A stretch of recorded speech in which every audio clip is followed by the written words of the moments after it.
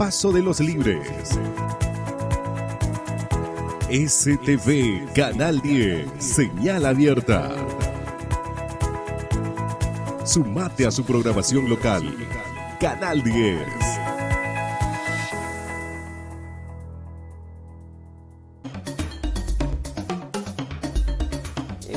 Dice lo siguiente, te voy a leer por un único petición. El encierro y violencia muy dramática. Ella Vamos a hablar un poco sobre esto, no solamente por lo que podríamos hacer, vamos a hablar un poco de la gente. Y la mayor preocupación nuestra está en los ingresos o acceso a la ciudad.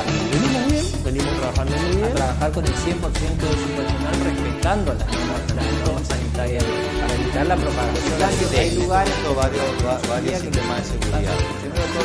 las necesidades de la gente. Nosotros, si bien lo tenemos solucionado, bueno, iniciamos recién tuvimos una primera condición antes de la donde pandemia. nos tuvimos que adaptar a un montón de los concejales. En frente de todos, el tema de los barbijos. Bueno, hoy es prácticamente una cosa natural andar. Técnica operativa, a veces hacen a la cuestión y pasan el tiempo. hasta la próxima semana. ¿Qué tal? ¿Cómo están ustedes? Muy buenas noches, bienvenidos una vez más. Esto es Ayer y Hoy, programa de historia, de política, de actualidad. Estamos ya en este tercer programa por STV, televisión también, señal abierta, Canal 10. Muy contento en el día de hoy, día lunes de este comienzo de semana, comienzo en una nueva etapa también de STV. Y este emprendimiento, este noticiero con la conducción de Silvina Oviedo, que bueno, como ustedes pudieron apreciar y vienen siguiendo esta programación, bueno, todas las voces, todas las opiniones, toda la actualidad de Paso de los Libres, el acontecer regional como también nacional aquí en STV. Así que contento porque uno sabe el esfuerzo de todo un equipo de producción como para que bueno, a usted le pueda llegar las imágenes de todo lo que va ocurriendo, como también las distintas posturas y distintos puntos de vista, ¿no? Hoy comenzó el intendente, hizo la bienvenida también, agradecemos, ¿no? de esta nueva etapa, también tuvo sus palabras de bienvenida y gracias a todos por confiar del otro lado. Día lunes, día de Ayer y Hoy, hace 18 años, en distintos formatos que venimos acompañándolos con toda la actualidad de Paso a los Libres, en un año muy, pero muy especial y de mucha preocupación. Ya está con nosotros, vamos a estar charlando con el doctor Javier Silva, que le agradezco enormemente porque la tarea que le tocó, yo no sé si alguna vez en su etapa de estudiante, ¿no?, de medicina, es el director de la parte de epidemiología, ¿no?, del Hospital San José, pensó que podíamos vivir un momento así tan angustiante, ¿no?, como es esta pandemia.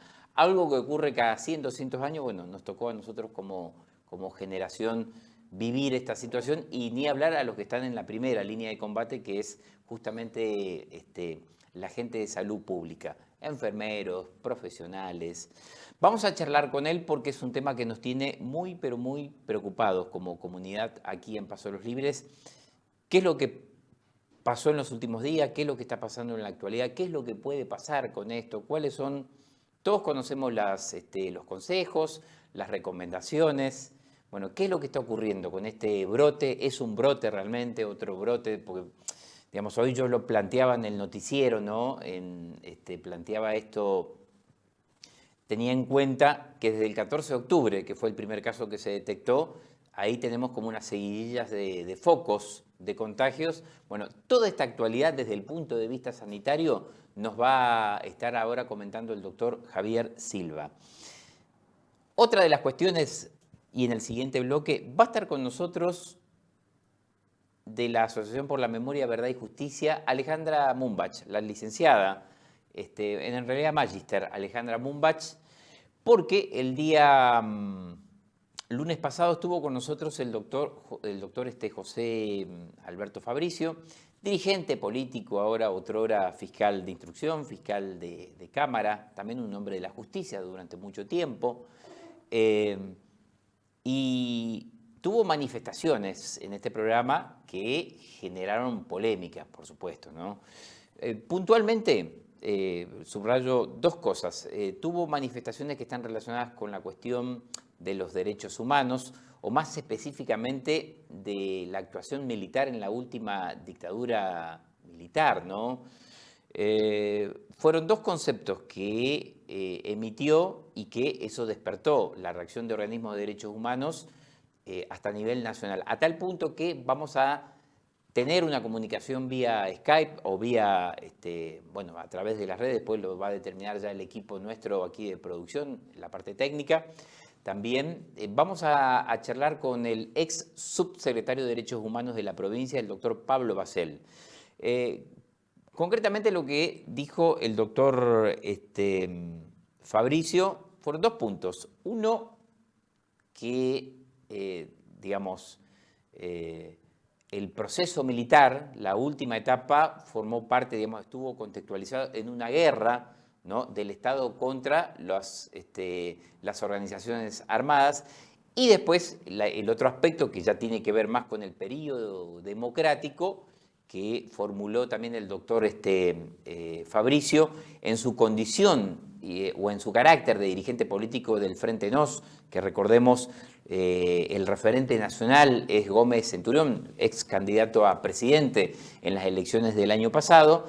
En uno de los párrafos también de esta entrevista, de las partes de esta entrevista, digamos, planteó el doctor Fabricio que el movimiento Cara Pintada no fue un movimiento que tuvo, digamos, como objetivo derrocar al gobierno o desestabilizar al gobierno de Raúl Alfonsín, sino que simplemente lo circunscribió a una cuestión interna del ejército, ¿no?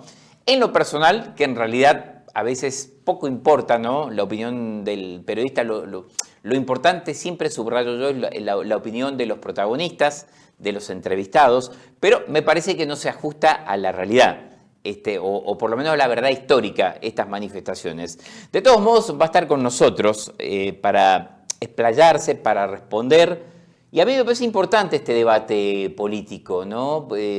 Las distintas posturas que hacen no solamente a la cuestión política e ideológica, sino también, en mi caso, en mi opinión, me remito de alguna forma también a los fundamentos que se tuvo, más que nada de la cuestión jurídica, a los fundamentos que tuvo el juicio de las juntas militares.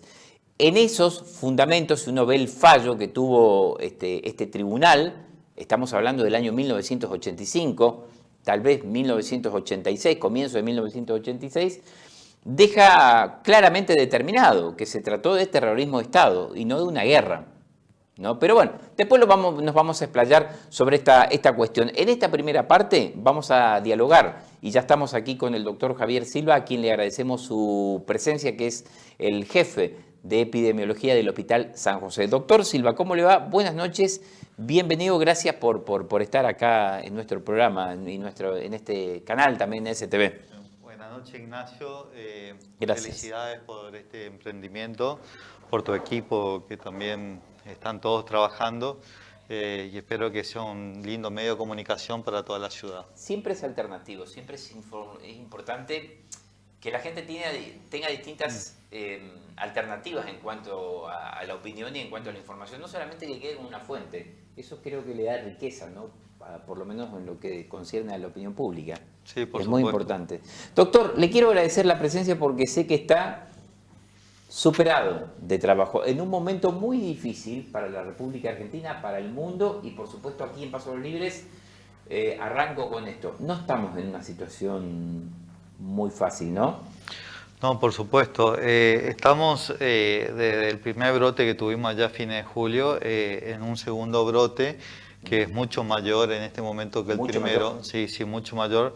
O sea que el primero fue exclusivamente relacionado a un caso que fue evaluado y fue diferenciado rápidamente y a través de eso se trabajó.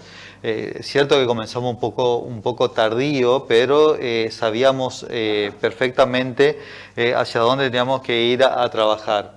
Esto ya pasa a ser una situación diferente porque por el contexto que estamos viviendo ya que en este momento prácticamente la pandemia abarca a toda la República Argentina.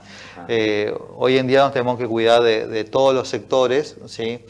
Y hasta antes del fin de semana nosotros lo que habíamos visto y lo que veníamos informando era que había contagios de personas dentro de la vida social.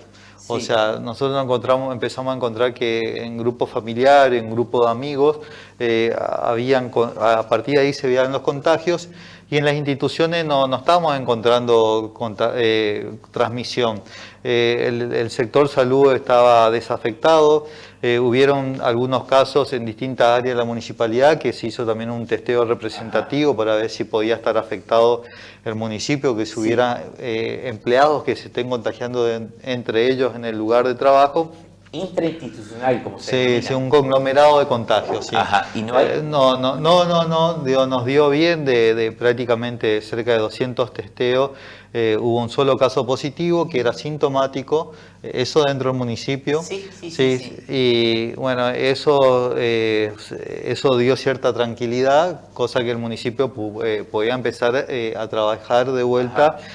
Tomando siempre, aprovechando para que tomaran mayores medidas de seguridad. Está bien. Ya que con el tiempo hemos visto que la gente, todos se relajaron, el miedo que existía allá por marzo, abril, donde se veía gran acato de la medida, todo el mundo andaba con su alcohol, uno entraba a un negocio y te ofrecían el alcohol en todos lados. Eso lo dejamos de ver, vimos que se empezó a compartir mate, a reuniones dentro del lugar de trabajo, en un lugar de espacio pequeño donde se juntaban varios trabajadores. Eso lo empezamos a alertamos al municipio, también dimos a conocer en otra entrevista justamente para que todos los entes eviten eso. Antes del fin de semana hemos encontrado que varios trabajadores de la zona del Cotecar habían dado positivo. Tuvimos un caso exactamente cerca del 31 de octubre. Venimos de este brote con fecha 14 de octubre. 14 de octubre. Primer caso, 14 de octubre. A partir de ahí empezamos a tener casualidad, porque el primer caso del 14 de octubre hubieron 3 contagios dentro de ese caso, fue rápidamente, cerrado el círculo del contagio. Caso Gualeguaychú. Sí, caso Gualeguaychú. De la señora fallecida. De la señora fallecida, bien, sí. Claro. Después aparecieron otros casos de un empleado del corredor municipal, donde prácticamente fue afectado los familiares de ellos, fue todo sobre un círculo familiar, y dentro del círculo familiar un emprendimiento privado también donde habían varios trabajadores que fueron contagiados y su familia. Está bien. Sí. El caso del empleado del Corralón, ¿viene, digamos, su nexo? ¿Es ese comercio que usted recién especificó? Sí. De ahí viene a partir de ahí. Viene. Y ahí está la teoría del proveedor de fuera de la ciudad, digamos. Sí, lo del proveedor fue algo que lo escuchamos, pero nunca se constató. Se constató. Lo que sí encontramos es que una persona que trabaja ahí, que había estado prácticamente una semana antes de los primeros casos, había estado con un cuadro gripal, compatible con un cuadro gripal, y que había tenido contacto con gente de Entre Ríos. En el momento de conocer eso lo evaluamos y los test que le hicimos nos dieron negativo. Sabiendo que podía ser igual, nosotros tenemos un test que es el test anticuerpo, que la persona que se infecta a futuro desarrolla anticuerpos, entonces nos sirve para retrospectivamente ver el caso de eso. Se lo volvió a reevaluar de vuelta en un transcurso de 2 semanas y ahí dio positivo y terminamos cerrando el círculo, que pensamos que ese puede ser el caso 0, que a partir de ahí se originó todo. Está bien. Antes de ir al Cotecar, ¿no? Yo le quiero preguntar, usted hizo referencia a la cuestión que me parece importante del primer brote, que tiene fecha 26 de julio, si mal no recuerdo, que fue cuando pasamos a fase 1. Mi pregunta es, ¿qué diferencias hay objetivas desde el punto de vista sanitario específicamente, que es lo que usted maneja, en esa situación con este segundo brote. Sí, bueno, en ese momento sabíamos que podíamos controlar la situación y podíamos pasar un tiempo bastante prudencial hasta volver a tener nuevos brotes. Porque en ese momento Argentina tenía 80.000 casos acumulados, ¿sí? Y no había, hoy en día Argentina tiene más de 1.200.000 casos acumulados. Claro. Es más, tenemos prácticamente entre 10.000 y 15.000 casos por día nuevo, cosa que en aquel momento no existía, o sea, teníamos 80.000 casos, o sea, lo que hoy en día, en 8 días hay, en ese momento había acumulado de que comenzó la pandemia hasta ese momento. Sí.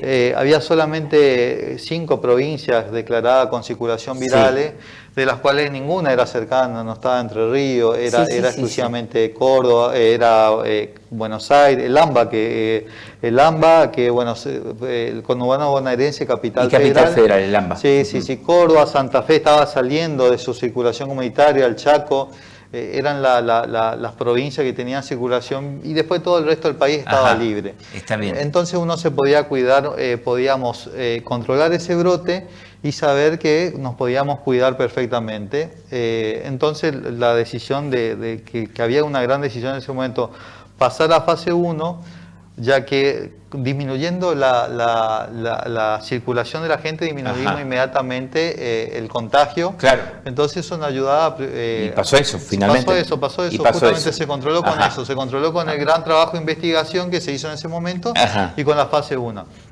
Hoy en día ya no pasa a ser una medida efectiva esa, porque ponemos en fase 1 y salimos en fase 1 y probablemente tengamos en ese momento, en los próximos días, 7, 8 infectados que estén entrando a la ciudad. Hoy en día prácticamente de las personas que vienen de zona de circulación viral, como ser Ciudad de Buenos Aires, Córdoba, Rosario, estamos hablando, cada 2 personas que vienen, una va a venir infectada. ¿Así nomás? Sí, así nomás. O sea que es más, circular por esas ciudades, sobre todo, por ejemplo, provincia de Santa Fe hoy, Rosario o Capital Federal, la posibilidad de salir a la calle y contagiarse es alta. Está bien. Sí. Está bien. Entonces, doctor, y la otra diferencia entre el caso de julio, de la fase 1, ¿no?, y esta situación de este brote, tiene que ver con que en la fase 1, en el mes de julio, hubo, digamos, una línea de investigación, digamos, un caso cero o un solo foco, y ahora tenemos como varios focos así diseminados. ¿Puede ser esa otra? Sí, justamente por eso, porque en aquel momento nosotros teníamos puesto la mirada en el personal de transporte, en los camioneros, que eran los que estaban yendo a zona de circulación viral. Entonces nosotros sabíamos que eran las personas que entraban y salían de la ciudad, principalmente. Entonces era el foco, teníamos puesto en ahí. Después personal esencial, como de la fuerza de seguridad, que también entraban y salían, que eran lo que mayor riesgo tenemos. Hoy en día hay una gran circulación interprovincial ya, que ya está permitido, donde mucha gente viaja en forma permanente. Entonces, justamente fue el caso de la señora esta que vino de Gualeguaychú. Entonces, ya prácticamente hoy sabemos que los ingresos de personas infectadas van a ser permanentes y bastante. Bueno, ahora sí pegamos un salto y venimos acá a la actualidad, ¿no? ¿Cómo se llega a los contagios y no, con esto no estoy buscando de ninguna manera responsabilidad, no estoy diciendo fuera, no tengo la culpa porque no es momento, ni me corresponde a mí tampoco, pero ¿cómo se llega a la cuestión del Cotecar? A los contagios. Sí, bueno, nosotros detectamos por eso el primer caso de un empleado del Cotecar. Empezamos a estudiar a través de este caso los nexos, los que estuvieron en contacto estrecho tanto con el empleado del Cotecar como su familia, y empezamos a tener casos positivos en base a eso, y eran varios empleados del Cotecar también. Inmediatamente aparecieron otro personal del Cotecar con sintomatología compatible con COVID que nos dieron positivo, y que al analizarlo no tenían contacto estrecho entre los positivos que ya teníamos. Eso nos dio una alerta rápido de que podíamos estar ante una probable contagio en conglomerado dentro del Cotecar. Ajá. Entonces se llamó una reunión con el personal del Cotecar, donde intervino también el municipio, donde justamente hicimos una reunión previamente con el municipio y explicarle la situación que nosotros estamos viendo. Se llegó a un acuerdo de hacer un hisopado centinela en conjunto y donde se investigaron aproximadamente 85 empleados de la zona del Cotecar. 85, donde tuvimos casi un 20% de positividad, donde había una alta tasa de personas asintomáticas. Pero es alto. ¿Cómo? Es una tasa alta. Es una tasa alta que nos confirma que en esa zona está habiendo transmisión en conglomerado, o sea, entre la gente que está trabajando ahí. Sí. Entonces, bueno, a partir de ahora se está trabajando el comité de crisis para ver porque sabemos que todas esas personas terminan su trabajo, tienen familia, vienen en Paso de los Libres, van al supermercado, hacen distintas actividades acá. Entonces, a partir de ahí, primero de todo, el personal que sigue trabajando tiene que ser responsable y tomar las medidas extremas, o sea, cuando van a su lugar de trabajo, mantener la distancia, la utilización de barbijo en su lugar de trabajo, la higiene permanente de la mano, de cuando vuelve a la ciudad durante las próximas 2 o 3 semanas, evitar el contacto, o sea, ir a reuniones, acudir a reuniones, eso ya se le solicitó. Y es lo que estamos solicitando ya antes del fin de semana, que la gente de la ciudad evite las reuniones sociales. Sí, porque hoy es el principal vehículo, ¿puede ser de contagio? Sí, el principal vehículo de contagio. Antes de que detectemos el Cotecar, justamente ese era el principal vehículo del contagio. Las reuniones sociales, las reuniones familiares, hasta el fin de semana, la mayoría de los casos que habíamos tenido eran contagios en reuniones familiares o de amigos. A partir de ahora tenemos el Cotecar que no abarca todo el Cotecar, eso es lo que se está estudiando justamente. Hay sectores específicos donde vemos personal contagiado, donde se tiene que hacer el principal puesto a mirarlo con lupa y ver cuáles son todos los contagiados de esa parte del Cotecar, para aislarlo y tratar de que si eso tiene que seguir funcionando, que siga funcionando con la mayor seguridad posible. Bueno, ahí se encuentran con un problema desde el punto de vista ustedes, digamos, de la salud. El Cotecar no puede parar.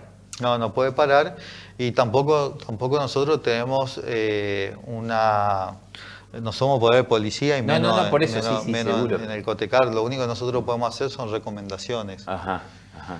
¿Y esas recomendaciones a usted le preocupa, que se efectivicen? Sí, por supuesto, eso es lo que más nos preocupa, que cuando hacemos las recomendaciones que se tomen en cuenta y que se realicen realmente. Doctor, le quiero hacer una pregunta que está relacionada con el tema del manejo de los datos, ¿no? Sí. Ayer hubo un alivio en Paso de los Libres, que tuvimos 0 casos registrados, quiero decir, ya había activos, ¿no?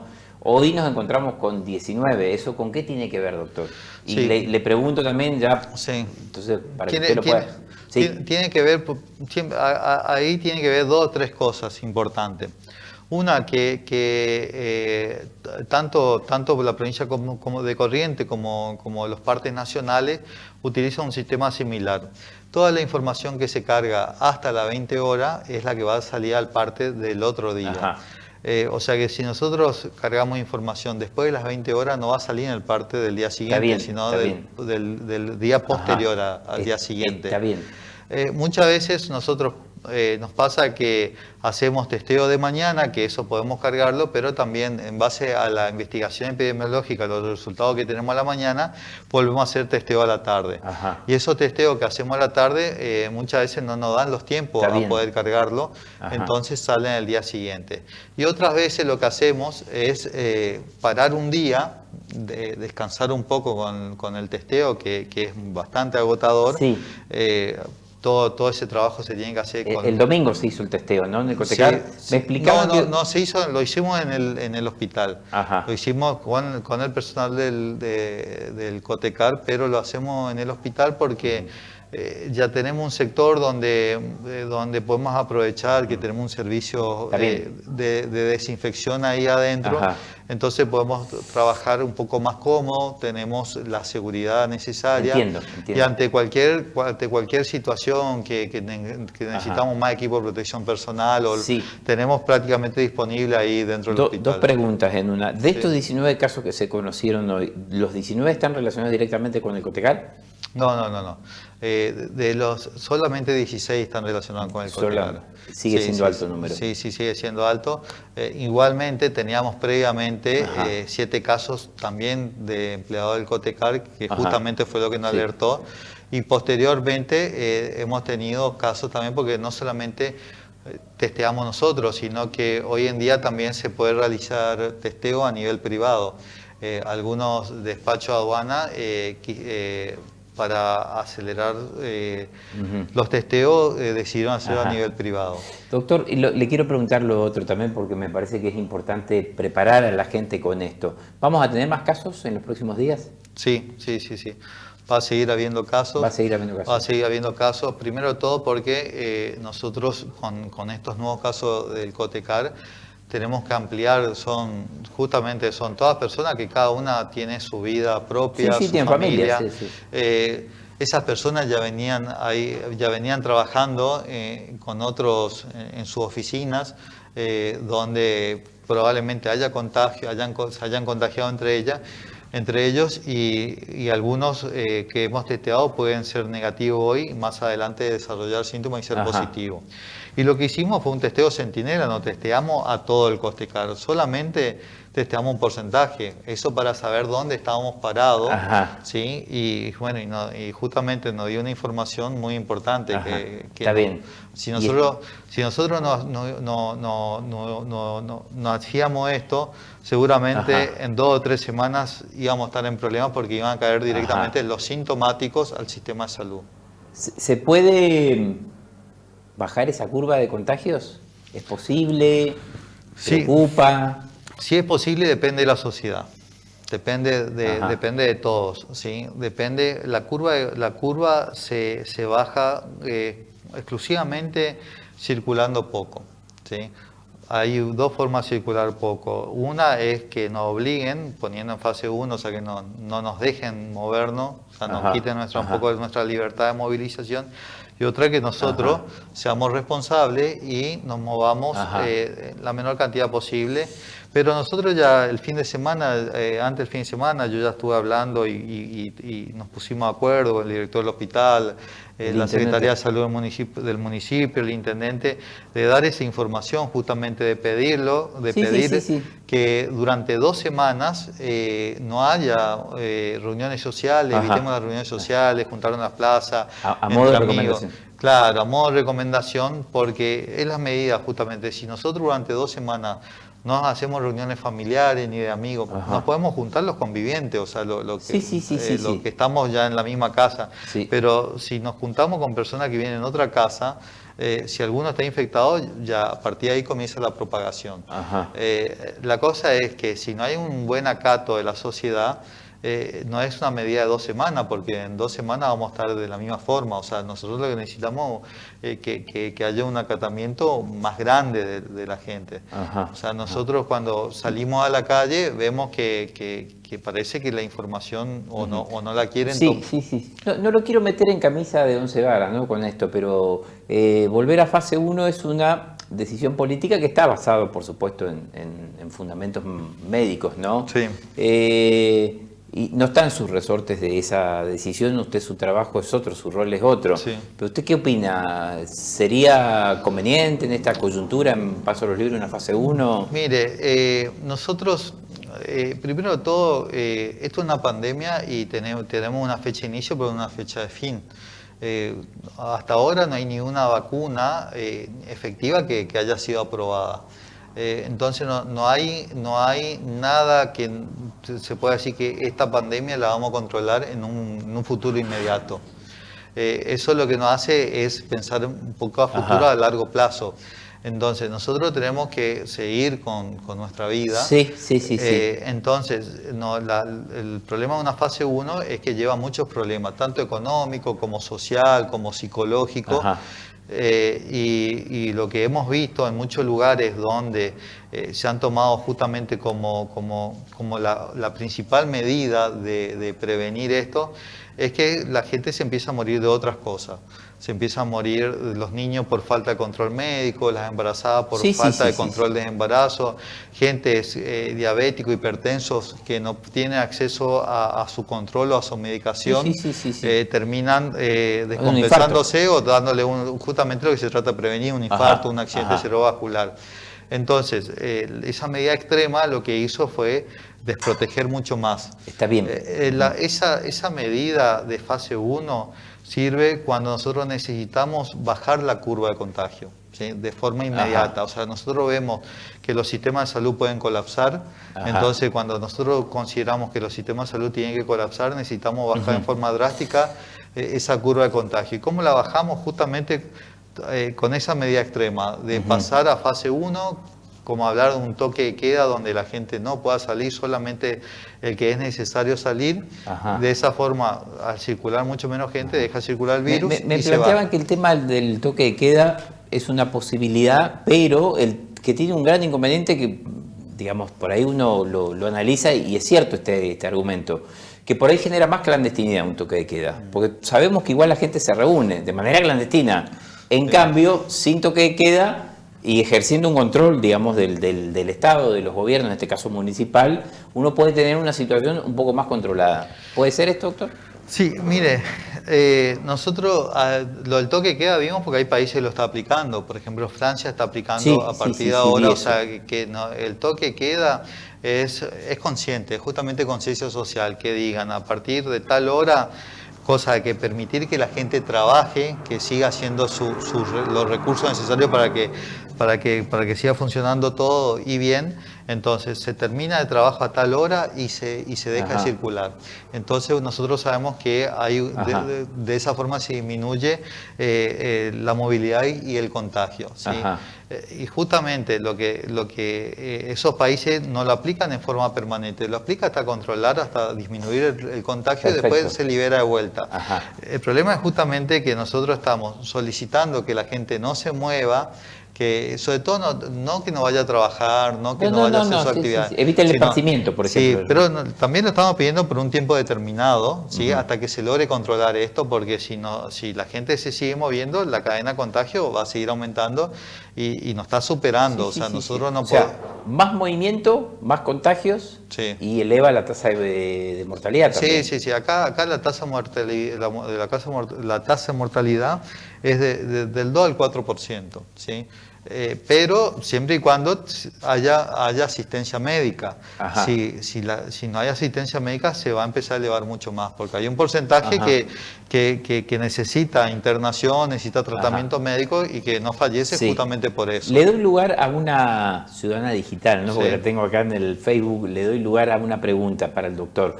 ¿La gente que fue hisopada debe igual guardar 14 días por prevención? ¿Quién controla que se cumpla ese aislamiento? Le pido que sea breve.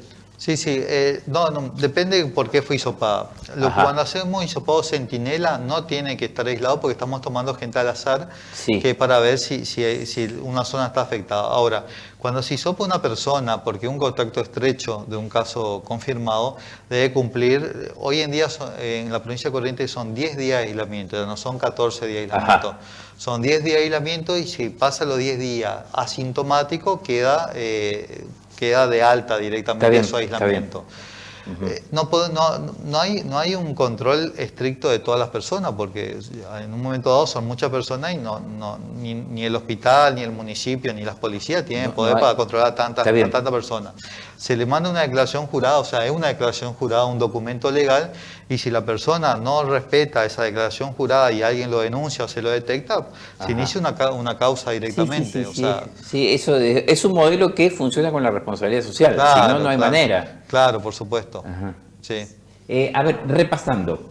Tenemos ¿Cuántos focos de contagio hoy? O sea, el más preocupante evidentemente es el tema del Cotecar, que está preocupando bastante, pero ¿cuántos después hay que están cerrados esos círculos? Sí, mire, la mayoría de los contagios, que tenemos fuera del Cotecar, prácticamente se están cerrando los círculos de contagios. Sí.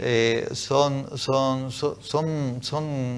porque muchos lo estamos uniendo ahora, porque comienzan como focos diferentes y después se lo empieza a unir, porque cuando se sigue con la investigación, se empieza a encontrar muchas veces muchas uniones de dónde son. Eso en base a investigación que se va realizando. Entonces cuando logramos encontrar cuál es la unión, a partir de ahí podemos abarcar un ciclo un poquito mayor de la zona, o sea, investigar otros contactos, aislar y poder cerrar los contagios. Siempre ocurre esto. Hoy en día el más importante que estamos teniendo es justamente el personal del Cotecar. Después prácticamente lo que abarcó en su momento el municipio y las familias de los empleados municipales ya están prácticamente todos de altas. Está bien.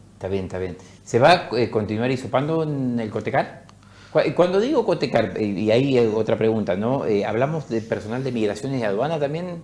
¿O solamente personal de Cotecar relacionado a la cuestión de transporte? ¿O tiene que ver con otras dependencias? No, primero de todo, cuando se hizo el hisopado Centinela nos abarcó a todos. Sí, por ejemplo, la Fuerza de Seguridad quedaron afuera. A partir de ahora están solicitando a ellos también que ingresar a un estudio Centinela. Nosotros no podemos hacer estudios Centinela a mansalva porque tenemos recursos que tienen que ser utilizados justamente para personas que están contagiadas. O sea, cuando nosotros estamos detectando casos sospechosos o contacto de casos sospechosos. Cuando hacemos estudios Centinela, muchas veces se utilizan muchos recursos. O sea, lo que prácticamente el municipio, cuando se hizo el hisopado Centinela, se utilizaron cerca de 200 test que nosotros lo utilizamos generalmente en 3-4 días de investigación, esa cantidad de test. Y estamos hisopando al azar, no estamos hisopando en forma dirigida. Por eso nosotros cuando hacemos la investigación y hacemos hisopados dirigidos a casos donde nosotros sabemos que puede llegar a haber infección, tenemos alta tasa por ejemplo, el día que salieron 14 casos positivos fue porque se hisoparon solamente a 40 personas, pero eran todos casos sospechosos. Doctor, ¿hoy tenemos muchas familias que están aisladas? Digo, por una cuestión preventiva. Sí. Mira, ¿cuál es el número? No, el número exacto no lo sé porque yo no estoy en la parte estadística. En la parte de call center donde ellos prácticamente manejan todo ello. También estamos en un momento muy dinámico donde hay muchas familias que están saliendo de aislamiento. Prácticamente todo lo que se aisló antes del día 30 de octubre, ya a partir de ahora ya están saliendo de aislamiento. Por eso decía, todo ese contagio que tuvimos del día 20 al día 30 de octubre, hoy en día prácticamente están todos de alta. Doctor, ¿le preocupa esa sensación que existe en general? A mí no me gusta decir toda la gente porque es mentira, la gente es un universo de conductas, ¿no? De actitudes que tiene. ¿Le preocupa ese término general que hay de que parece que es como que se perdió el miedo al virus? Sí, me preocupa y me parece que es cierto eso, que como que se naturalizó. Eso. Sí, como que se naturalizó. En parte hay que aprender a vivir en pandemia, pero naturalizar no significa dejar al azar, sino tomar las medidas, o sea, no vivir con miedo, pero sí con cuidado. Yo creo que ese es el mayor problema que estamos teniendo nosotros en nuestra sociedad.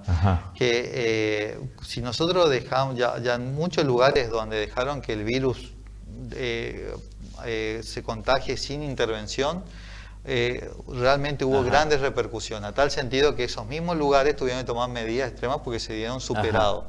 Justamente lo que nosotros no queremos es eso.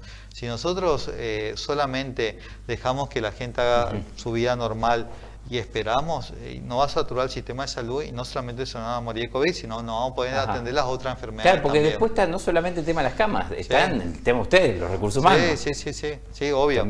Entonces ya está demostrado que no se lo puede dejar, sino hay que intervenir. Hay distintos modos de intervenir y hay momentos para intervenir. Hoy es un momento donde nosotros estamos interviniendo y necesitamos que la sociedad intervenga también.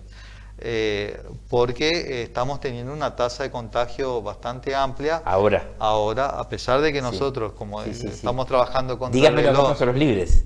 ¿Cómo? Le digo, dígamelo en Pasos los Libres, porque por ahí hay gente que piensa que pasa en el país. No, pero acá es la preocupación. Acá en Pasos los Libres, Yo le quiero hacer una pregunta personal. Sí. ¿Usted le preocupa más la situación ahora que en julio? Sí, por supuesto. Sí, me preocupa mucho más porque en julio la gente tomaba más conciencia. Yo veo ahora que toma menos conciencia. Es más, siempre se habla de cuando se van a tomar medidas, es si la gente va a acatar esas medidas o no. Porque tomar medidas y que la gente no responda a las medidas es peor a veces. Entonces, estamos en un problema ahí. Estamos en un problema, por eso justamente. Doctor, dos últimas preguntas. Pero lo que siempre vemos, que cuando hay un familiar enfermo y grave o se muere, a partir de ahí hay grandes cargos de culpas porque justamente se dieron cuenta ellos que fueron responsables. Doctor, dos últimas preguntas, ¿no? Porque ya tengo el siguiente invitado. De ninguna manera la pregunta es capciosa, pero por lo menos para fin, digamos, de que se comprenda en la opinión pública. Hay distintos criterios, se cambiaron los criterios. Por ejemplo, le doy un caso, ¿no? La semana pasada se conoció el caso más puntualmente en un supermercado, no hace falta que diga el nombre, ¿no? Sí. En otro supermercado hace 2 meses hubo una alerta, 3 meses atrás, y ahí se tuvo que cerrar ese supermercado. Hay un cambio ahí de criterios porque un supermercado se tuvo que cerrar preventivamente y el otro, ante un caso positivo, no se cerró, que no me cabe duda que se tomaron medidas de precaución, ¿no? Sí, las situaciones fueron un poco diferentes también. Ajá, por eso le pregunto, La situación fue un poco diferente, se controló las cámaras de seguridad, había una sola persona de seguridad que la mayor parte del tiempo estuvo fuera del supermercado y que ese paciente en el momento de que estaba era asintomático. Entonces, los riesgos de contagio no fue tan importante. Entiendo. Y se detectó quiénes eran las personas que estuvieron en contacto, que tuvieron riesgo y se aisló a ese grupo de personas. O sea, se pudo detectar bien. Fueron 5 personas que quedaron aislados por esa persona. O sea, está bien. Y en sí los empleados del supermercado no tuvieron contacto, no tuvieron riesgo. Claro, las situaciones ya fueron distintas. Sí, las situaciones fueron diferentes. Otro, alguien que nos sigue también a través de las redes, que bueno el trabajo del hospital, bueno, que nos cuesta colaborar con ellos, es para el bien de todos. Dice, bueno, evitar reuniones, otra opinión, y quedarse en casa, ayudemos a los médicos y personal de salud, excelente el trabajo también que se viene realizando, ¿no? En el hospital y también en las distintas áreas. Doctor, por último, quiero preguntarle, en nuestra zona, en nuestro país, en nuestra ciudad, no tenemos como en Uruguayana, que tienen las alerta naranja, amarilla, roja. Si usted tiene que definir la situación de Pasos los Libres de acuerdo a este brote, ¿en qué alerta pondría Pasos los Libres? Naranja. ¿En alerta naranja? Estamos en alerta naranja, sí. ¿Sí? Sí. Estamos, primero de todo, justamente, tenemos un conglomerado de contagio, que es un lugar donde siempre que comenzó la pandemia, sabíamos que podía ser un lugar muy clave, donde podía afectar mucho a la ciudad. Pasó mucho tiempo, pensamos que podía ser antes, y en este momento lo tenemos, o sea, siempre fue. Y ahora siempre trabajamos en la parte teórica, ahora estamos en la parte práctica. Muchas veces cuando llegamos a la parte práctica nos encontramos con situaciones que a pesar de que las habíamos pensado, no sabían que, por ejemplo, estamos viendo que hay partes que colaboran y otras partes que no colaboran. Entonces, a partir de ahí se crea un problema que en realidad va a repercutir dentro de la sociedad. Entonces nosotros lo que queremos en este momento es que sean muy responsables, o sea, el personal que tiene que seguir trabajando, que siga trabajando con mucha responsabilidad para cuidar tanto su salud como la de sus familiares y la de la sociedad. Doctor, le agradezco la claridad de conceptos, digo, porque parece que uno no quiere tomar a veces una parte de la sociedad conciencia de lo grave que es esto. Y está bien que se lo plantee así, digamos, crudamente cómo está la situación de Pasos Libres. Es decir, todo depende de nosotros ahora, del comportamiento social. Todo depende de nosotros. Nosotros, el argentino considero el latino, pero yo vivo en Argentina. El argentino es una persona que quiere que otro se haga cargo del problema, o sea, que otro sea el responsable. Acá somos todos responsables. Ajá. O sea, yo responsable desde el punto de vista médico, atención, pero la sociedad también es responsable de evitar la transmisión en la calle. O sea, yo estoy dispuesto a atender, a asesorar, pero la persona que sale a la calle también tiene que cuidar al prójimo. Si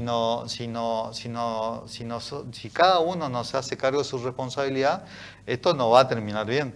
La única forma que termina bien es que la mayor parte de la sociedad sea responsable. Ajá. La sociedad libre estamos hablando. Sí, de Paso de los Libres. Nosotros estamos viviendo acá en Paso de los Libres. Sí, no, por eso. Porque yo, digamos, la intención es la invitación tiene que ver para hablar sobre la cuestión de Paso de los Libres, porque si no hay gente que va a pensar que uno está hablando del tema nacional y uno escucha los medios nacionales. Y está bueno que se hable de lo que nos está pasando. Sí, yo estoy hablando... No, me parece bárbaro. Yo estoy hablando exclusivamente de acá de Paso de los Libres. Está bien. Sí, a nosotros, obvio, esta situación hoy en día nos está afectando el contexto nacional. Yo no estoy hablando de política, estoy hablando del contexto nacional de la pandemia, en tal sentido, como dije en un principio, estamos en riesgo permanente de que entre personas infectadas. Hoy en día ya no están, la provincia no está cercada, como en su momento donde había hay más apertura de actividades. Claro, entonces hubo una época que la gente solamente podía ingresar acá porque tenían domicilio en la provincia de Corrientes o en Paso de los Libres. Inclusive allá por marzo, abril, ni siquiera así. Hay gente que estaba de viaje y pasó 2 o 3 meses para poder volver a su casa. Hoy en día ya no, eso ya no ocurre. Voy a cerrar con esto, doctor, lo que me dice acá alguien que nos está siguiendo a través de las redes sociales. Fantástico el informe. Resta cumplir con lo expuesto y todo va a ser más fácil. Tal cual, la responsabilidad está en cada uno. Gracias, doctor. Pero gracias en serio por la claridad permanente que tiene usted, digamos, en señalar las cosas, en comunicarlas también. Bueno, muchas gracias. Le quiero agradecer.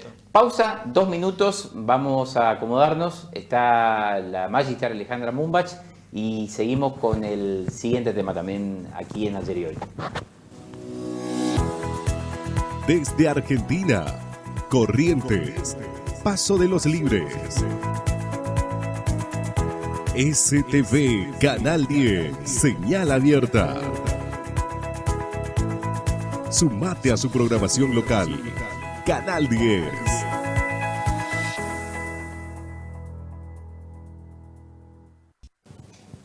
Bien, seguimos aquí en Ayer y Hoy, estamos en STV por Canal 10, Canal Señal Abierta, y seguimos también transmitiendo a través de Facebook, Ignacio Villanueva, entrevistas. Creo que fue muy claro los conceptos, las palabras, ¿no?, del doctor Javier Silva. Otro de los temas también que fue polémico la semana pasada, que también generó reacciones, generó distintas respuestas, fundamentalmente en los organismos de derechos humanos, tiene que ver con las declaraciones en este mismo programa del doctor José Alberto Fabricio, referente político hoy del Frente NOS, que conduce a nivel nacional Gómez Centurión, ex candidato a presidente.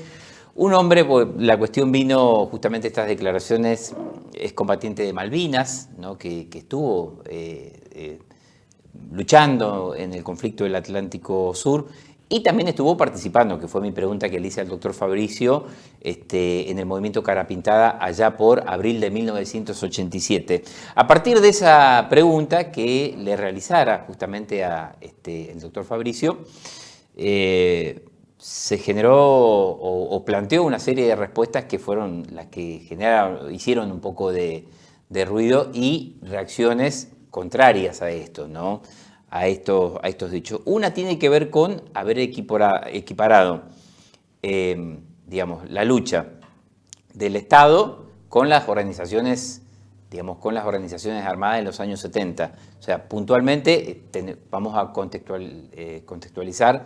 Estamos hablando de lo que fue los años duros, ¿no?, de la década de 1970. Y lo que había planteado el doctor Fabricio es que se trató de una guerra, ¿no?, entre el Estado, el gobierno, en este caso, con las organizaciones armadas. Por otra parte, después planteó ya más en los años 80, refiriéndose al movimiento Cara Pintada, de que no fue un movimiento militar con objetivo de desestabilizar al gobierno de Alfonsín, sino que formó parte, ¿no?, de solamente de un movimiento interno del ejército, lo cual, se los dije yo cuando comencé el programa, me parece que no se ajusta a la verdad histórica. Pero para responder sobre estos hechos, estamos en comunicación. En realidad, primero vamos a saludar, porque la tenemos aquí, está en nuestro piso, la Magister Alejandra Mumbach, para charlar con ella justamente sobre este tema, porque la Asociación por la Memoria, Verdad y Justicia de Paso de los Libres también emitió un comunicado rechazando estos términos del doctor Fabricio, y vamos a tener ahora en minutos también una comunicación vía Zoom, ¿no?, con el doctor Pablo Basel. ¿Ya lo podemos saludar? Primero la saludamos a la Magister Alejandra Mumbach. ¿Cómo le va? ¿Cómo está? Buenas noches, gracias. Buenas noches, muy bien. Bueno, gracias por venir. Pablo Basel, desde la Ciudad de Buenos Aires, ¿cómo estás? Muy buenas noches. Ignacio Villanueva te saluda. Ahí te estamos viendo. Y la Magister Alejandra Mumbach. ¿Cómo estás? Buenas noches, tanto tiempo.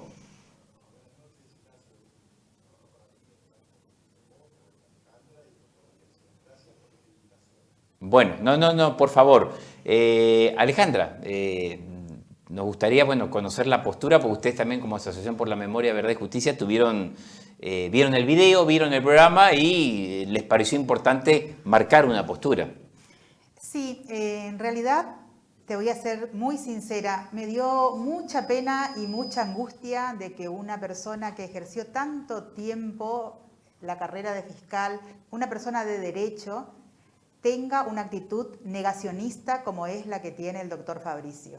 Sinceramente, eso retrocede a nuestra historia y a nuestra democracia que tanto nos ha costado construir. Nadie puede negar lo que sucedió y por qué hablamos de terrorismo de Estado, cuando se instauró el terror y cuando fue el Estado el que se responsabilizó, porque el mismo ejército asumió sus culpas. Sin embargo, una persona del derecho, con los antecedentes que existen, viene y dice o quiere convalidar una teoría que ya está prácticamente desterrada de la academia, de la justicia, que ya desde el momento del juicio a las juntas se pudo comprobar de que eso no fue así, querer instaurar una teoría de los dos demonios. Eso, según el fallo, inclusive yo lo señalaba hoy al comienzo del programa, el juicio de las juntas, los fundamentos justamente de la condena están relacionados, o sea, se trató lis y llanamente de terrorismo de Estado. No habla de una guerra. Sin lugar a dudas. Yo siempre recuerdo, ¿no?, las palabras de Adorno, que va a decir, ¿no?, de que Auschwitz no se puede repetir. Bueno, en la Argentina el terrorismo de Estado no se puede repetir. Y ahí está la función de los organismos de derechos humanos y también de la educación, que es fundamental. Pablo Basel, olvidé hacer esa referencia, me parece que es importante. Fue subsecretario de Derechos Humanos del gobierno de la provincia ya por el año 2005-2006, durante la etapa de Arturo Colombi, si mal no recuerdo, y está ligado permanentemente a las luchas y a las reivindicaciones de los derechos humanos. Doctor Basel, usted vio el video, me gustaría conocer su percepción acerca de esta cuestión. Bueno, no puedo dejar pasar la circunstancia de tu como periodista, ¿no?, de interpretar, de repreguntar, que fue lo que permitió esclarecer la verdadera posición, ¿no? Hay una vieja frase respecto al periodismo, dice que si alguien dice que está lloviendo y otra persona dice que no está lloviendo, no es función del periodismo darle el micrófono a los dos, sino abrir la ventana y fijarse si llueve.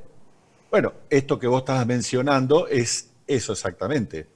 La causa 13, conocida así por los abogados, o el juicio de los excomandantes, conocido popularmente, el punto 30 de la sentencia, luego ratificado por la Corte Suprema de Justicia de la Nación, dice que en la Argentina existió un plan criminal y un plan sistemático, ¿no?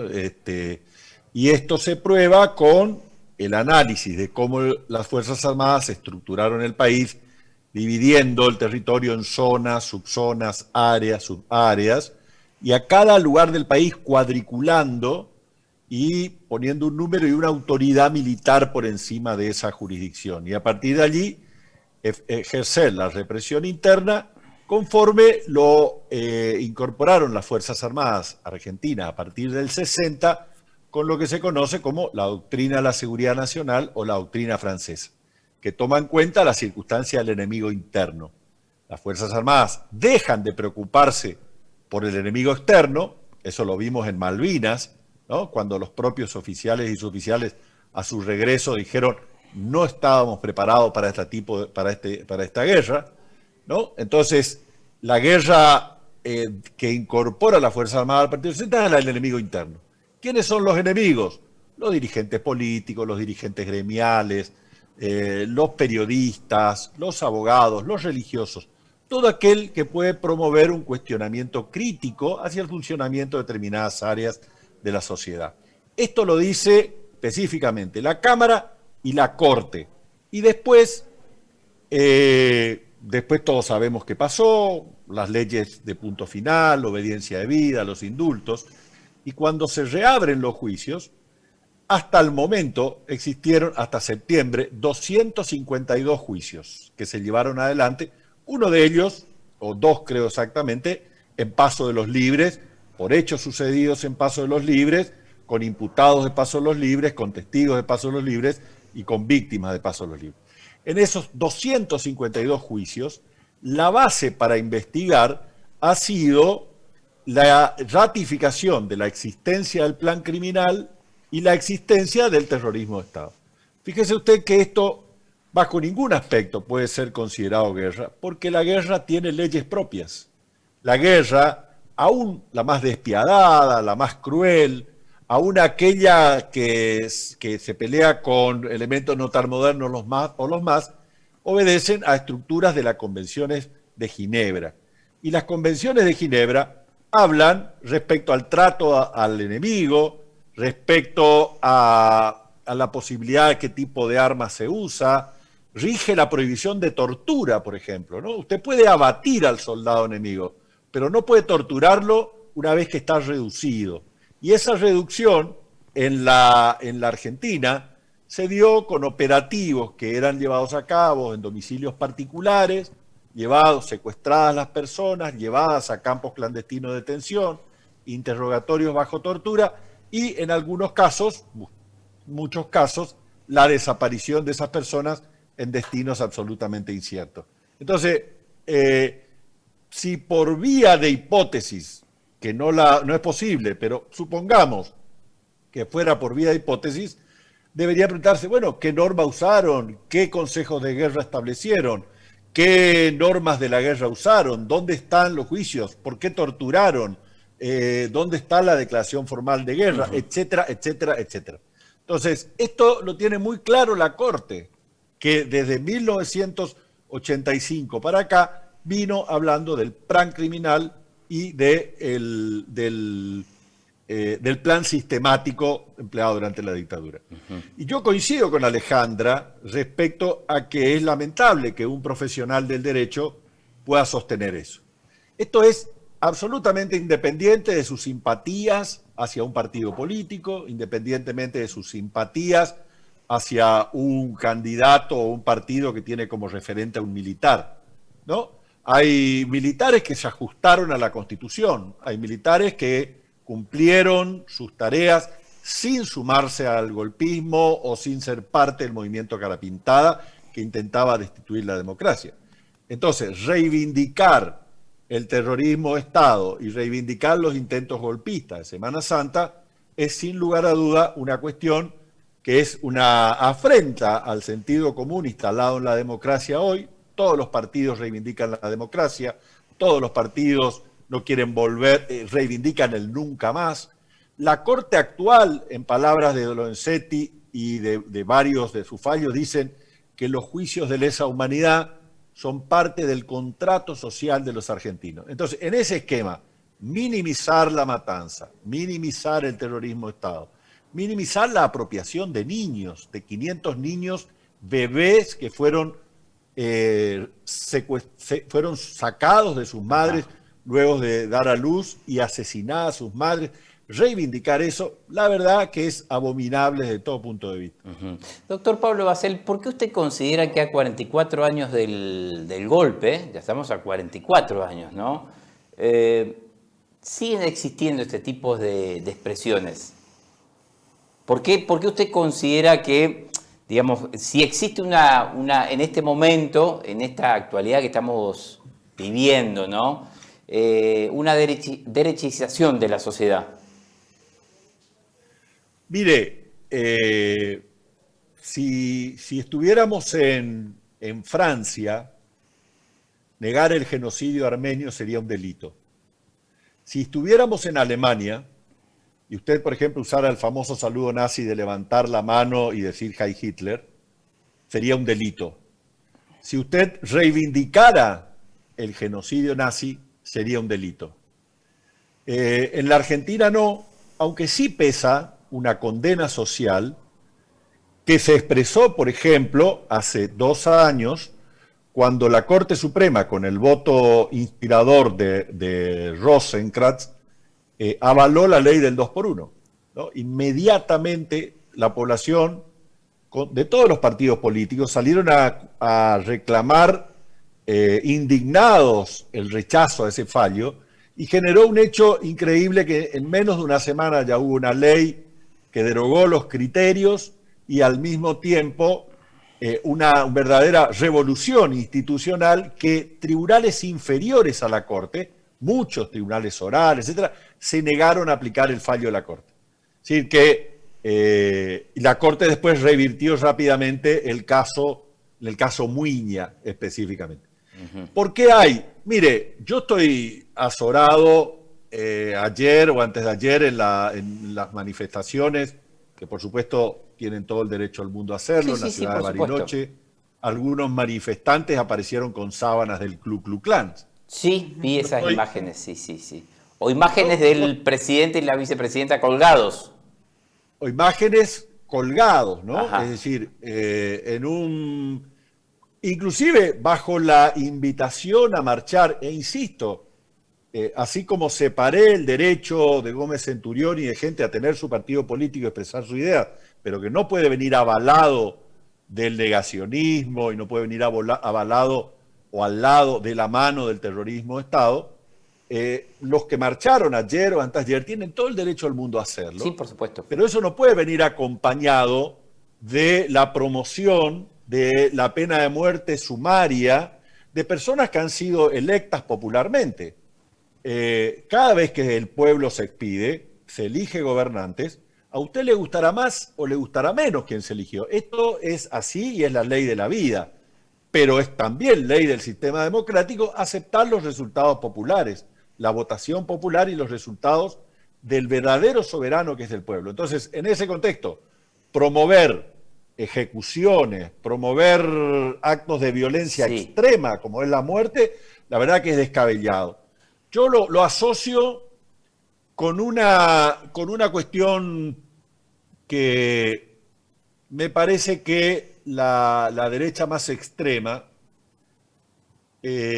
perdió el contexto del temor a la verdad o del temor al ridículo frente a la verdad, ¿no? Es capaz de decir cualquier cosa sabiendo que, pese a que es descabellado, el manejo mediático en determinados sectores no hace mella a esas afirmaciones.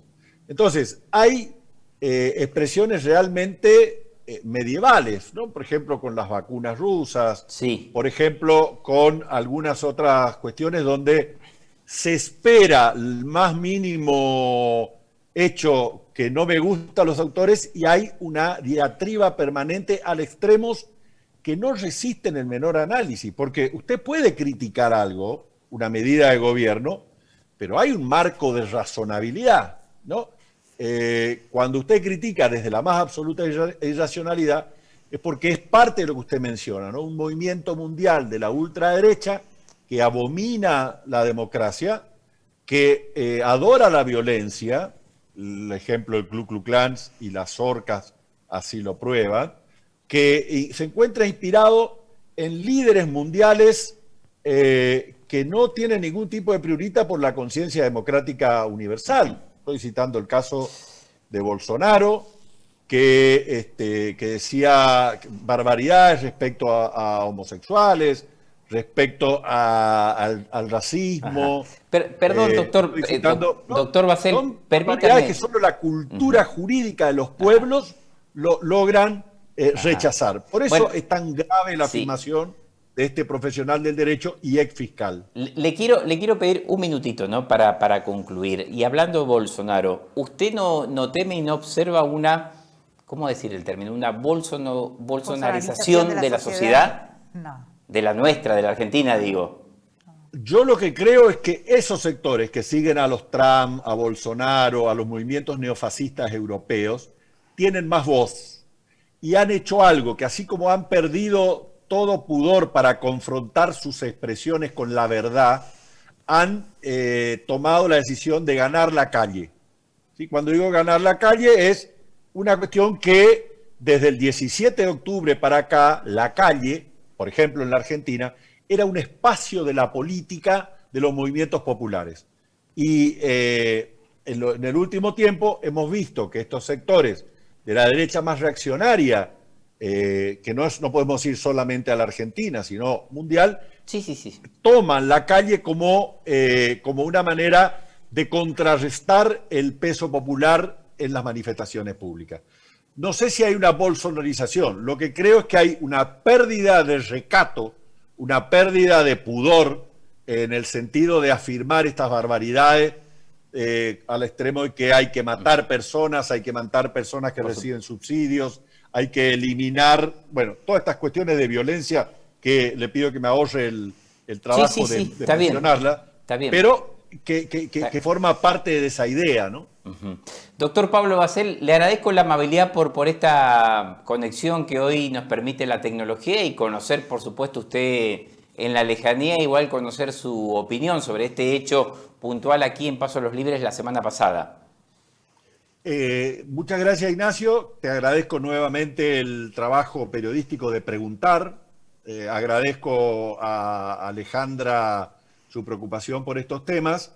Y bueno, a seguir cuidándose, que la pandemia sigue en pie. Gracias. Gracias, que tenga buenas noches. Bueno, el doctor Gracias. Pablo Bassel, ex subsecretario de Derechos Humanos del Gobierno de la provincia, ya por el año 2005, 2003 creo que fue, en la época de Ricardo Colombi, fue ahora que me acuerdo, del 2001 al 2005 estuvo en esa área y después tuvo una etapa en el Consejo de la Magistratura también. También en el Consejo de la Magistratura, ¿no?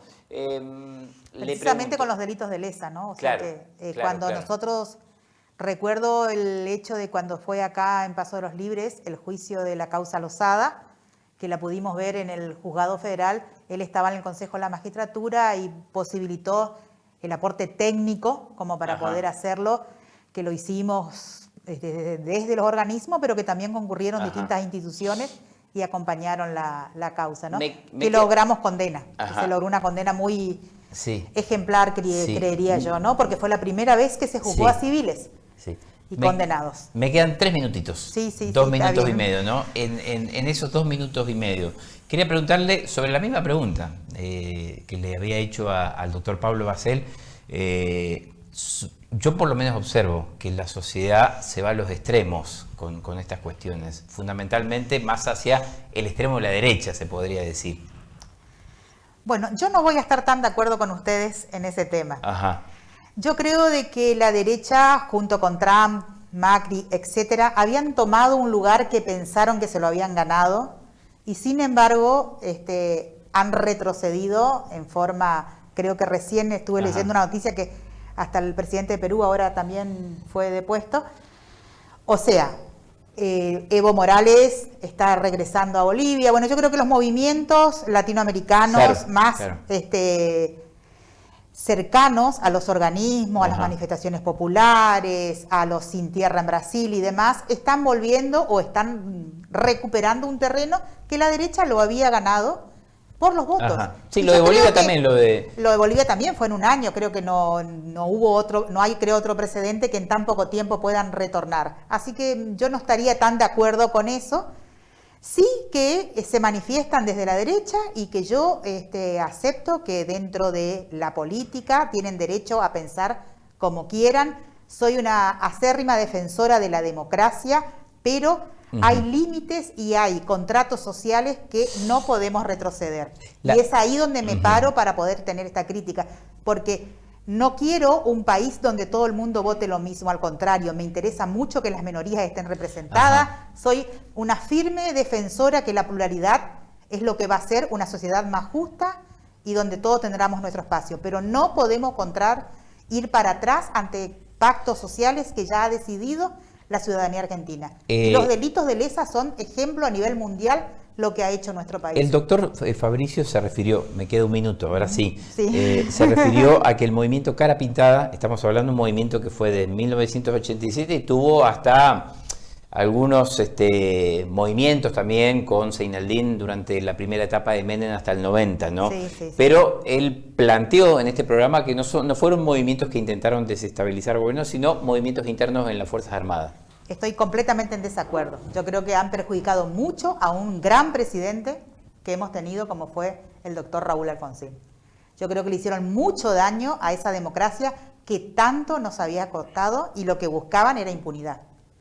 Lo que ellos buscaron, sin lugar a duda, era impunidad. Sabemos lo que fue la consecuencia después de 2 leyes, que yo en su momento estuve muy enojada con el doctor Alfonsín, pero con los años lo pude entender desde el contexto histórico que le tocó vivir y de la responsabilidad que tenía el doctor Alfonsín de preservar esa democracia que tanto nos había costado. Después vinieron los indultos, que fue peor. Que fue peor aún, o sea, hablo que me enojé en su momento con Alfonsín y me reconcilié, sí, en lo personal, y por supuesto los indultos, también una situación completamente... El neoliberalismo que se instauró y volviendo un poco al caso Fabricio, que habla de esa guerra, la guerrilla prácticamente estaba exterminada para el momento del golpe de Estado. Sí, para el 24 de marzo. Para el 24 de marzo ya la guerrilla no existía más con ese acuerdo, o sea que yo creo que no es así, ¿no? Sí, última, me voy a robar ahí sí le robó a la producción yo un minuto. Hay una discusión que la planteó también el doctor Fabricio, y yo siempre la escuché, esta cuestión que tiene que ver con el decreto de Isabel Perón y de Ítalo Luder, que era presidente del Senado, de la famosa, del decreto 2840. 2840. 2840 del decreto, el decreto de exterminio de la subversión. Sí. Y en realidad el decreto no plantea el exterminio físico. No, para nada. O sea, no habla sobre el accionar.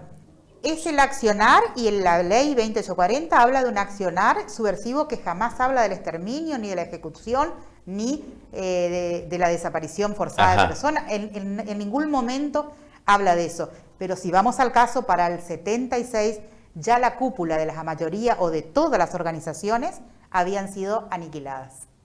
Gracias, Magister Alejandra Mumbach. Bueno, acá me dice gente, tengo mensajes también, excelente la exposición del doctor Basel, gracias por el aporte a la defensa de los derechos humanos con sus esclarecedores conceptos, indispensable para refutar las falacias que intentó plantar el doctor Fabricio también. Bueno, lo importante en democracia siempre es esto, tener las distintas posturas también sobre esto. El doctor Fabricio tuvo la libertad para decirlo, por más que uno pueda discrepar, pero es parte de la democracia esto. Sí, pero no lo podemos dejar pasar. Claro, por eso no digo, tiene que pasar inadvertido. No, por eso también el tema de la presencia de ustedes aquí. Bueno, muchas gracias. Gracias, gracias. Gracias a ustedes. Gente, gracias al equipo de producción del otro lado que hizo todo el esfuerzo para esta comunicación también, y un programa más aquí por STV todos los días lunes, recuerden, después de las 21 horas, después del noticiero de STV que comenzó hoy con mucho éxito. Nos reencontramos. Dice lo siguiente, voy a leer por público, encierro y violencia muy dramática a ella. un poco sobre esto, no solamente por lo público que hemos hecho, vamos a hablar un poco de la gente. Y la mayor preocupación nuestra está en los ingresos o acceso a la ciudad. Venimos bien, venimos trabajando muy bien. A trabajar con el 100% de su personal respetando las normas sanitarias para evitar la propagación. Hay lugares o varios sistemas de seguridad. Las necesidades de la gente, nosotros si bien el Senado, iniciamos recién tuvimos una primera donde nos tuvimos que adaptar a un montón de cosas. Los concejales del Frente de Todos. El tema de los barbijos, bueno, hoy ya es prácticamente una cosa natural acá. Técnica operativa, a veces le hacen a la cuestión y pasan el tiempo. Hasta la próxima semana.